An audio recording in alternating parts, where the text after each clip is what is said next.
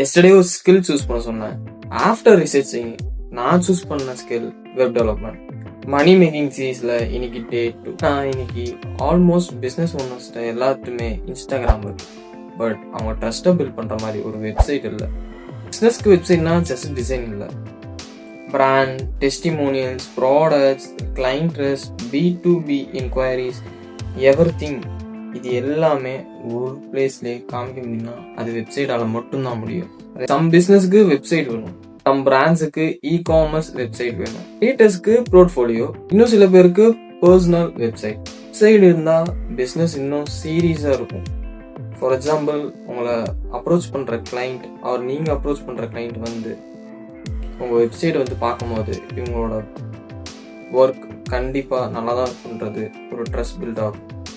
So next question என்னவா இருக்கும்னா, client எங்கேருந்து எடுக்கிறது?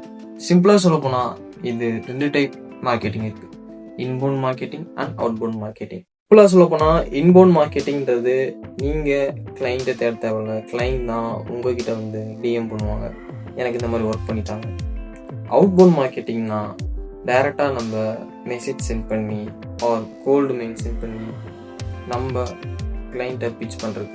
நான் ஃபர்ஸ்ட் ஸ்டார்ட் பண்ணது அவுட்பவுண்ட் மார்க்கெட்டிங். ஆனஸ்ட்லி ஃபியர் இருந்துச்சு.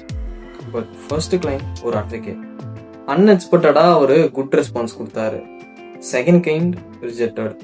தேர்ட் கிளைண்ட்டுக்கு வந்து கோல்டு மெயில் பண்ணிருக்கேன், அவங்களும் அட்வொகேட் தான். பட் அவங்க இன்னும் ரிப்ளை பண்ணல. But it was a good start நான் நினைக்கிறேன். ஏன்னா ஃபர்ஸ்ட் ஒரு குட் ரெஸ்பான்ஸ் கிடைக்கிறதே பெருசுதான்.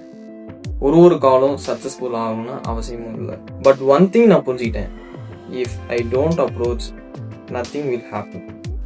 பிஃபோர் ஆல் தீஸ் ஒரு போர்ட்ஃபோலியோ வேணும். அந்த போர்ட்ஃபோலியோ ரெடி பண்ணுறது ரொம்ப ஈஸி. எனக்கு HTML, CSS, JavaScript தெரியும்.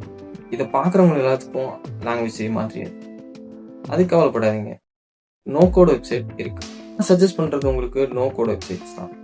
ஃப்ரேமர், விட்ஸ், இந்த மாதிரி நிறைய பிளாட்ஃபார்ம் இருக்கு. ஃபர்ஸ்ட் அதில் போய் ஒரு சிம்பிளா போர்ட்ஃபோலியோ ரெடி பண்ணி வச்சுக்கோங்க. பிகாஸ் ஃபர்ஸ்ட் இம்ப்ரெஷன் ஆன்லைன்ல தான் ஸ்டார்ட் ஆகுது இப்போலாம். ஸோ ரெடி பண்ணி வச்சுக்கோங்க. என்னோட போர்ட்ஃபோலியோ லிங்க் கீழே டிஸ்கிரிப்ஷன்ல இருக்கு அண்ட் பயோலையும் இருக்கு, செக் பண்ணி பார்த்துக்கோங்க. சேலஞ்ச் ஸ்டார்ட் பண்ணி 2 நாள் ஆச்சு, நம்ம பேங்க் அக்கௌண்ட் 0. பட் ஓகே, நாளைக்கு நான் கிளைண்ட் அப்ரோச் பண்ணி என்ன ரிசல்ட்ன்றதை சொல்கிறேன். ஸோ இனிமேல் தான் சேலஞ்ச் இன்னும் இன்ட்ரெஸ்டிங்காக மாறப்போது. சப்ஸ்கிரைப் பண்ணி வச்சுக்கோங்க. பாய்.